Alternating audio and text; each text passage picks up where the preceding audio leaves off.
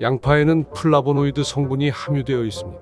플라보노이드는 항산화 효과를 가지고 있으며 특히 항암 효과에 탁월합니다. 그냥 양파보다 양파의 껍질에 플라보노이드가 최대 100배 더 함유되어 있습니다. 최근 농업진흥청은 양파의 껍질이 항암 효과 외에 면역력을 높이고 스트레스를 낮춘다고 밝혔습니다. 오늘은 서울대 등 8대 기관의 공동 연구 결과에 대해 설명하고 양파 껍질을 먹을 때 효과를 극대화시킬 수 있는 방법에 대해 소개드리겠습니다.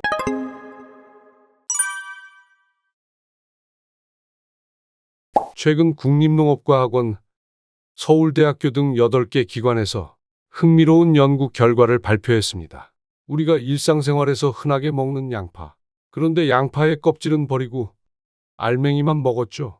하지만 연구 결과에 따르면 양파 껍질의 효능은 대단하다고 합니다.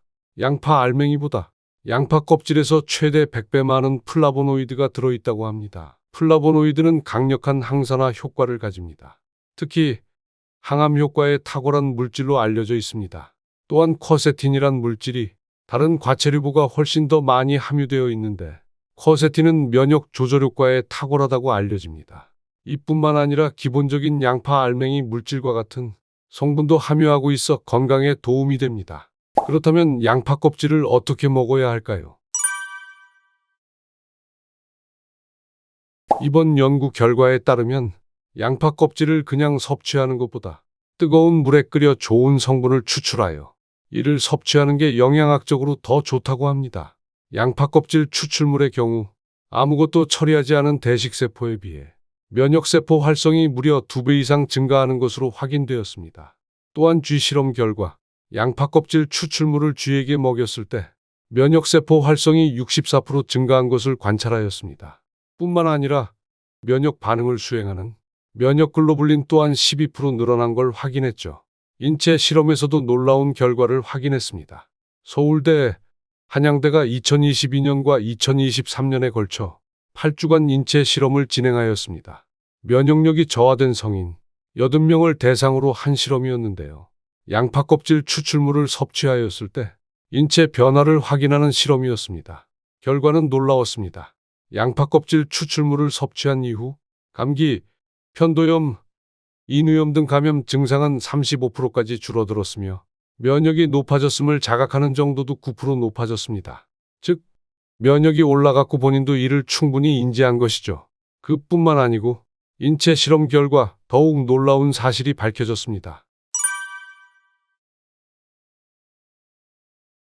성인 80명이 양파 껍질 추출물을 섭취한 결과 스트레스가 29% 줄었으며 삶의 질 또한 46% 개선된 걸로 확인되었습니다. 즉, 양파 껍질은 신체 면역뿐만 아니라 정신건강에도 좋다는 사실이 밝혀졌습니다. 이번 연구 결과는 국제학술지 2곳에 게재되었으며 관련 기술도 특허 출원되었습니다. 농업진흥청은 이번 연구 결과를 바탕으로 최적 추출법, 흡수율 증가 방안, 부위별 소재화 등을 연구해 양파 껍질 이용한 간편식 개발을 지원하고 산업체에 기술 이전하였습니다. 기술 이전에 따라 제품이 만들어질 예정인데 유자차, 콜라겐 제품, 양파 껍질 간장, 양파 젤리 등이 출시 예정입니다. 어서 빨리 양파 껍질 추출물을 활용한 제품이 출시되길 기원합니다.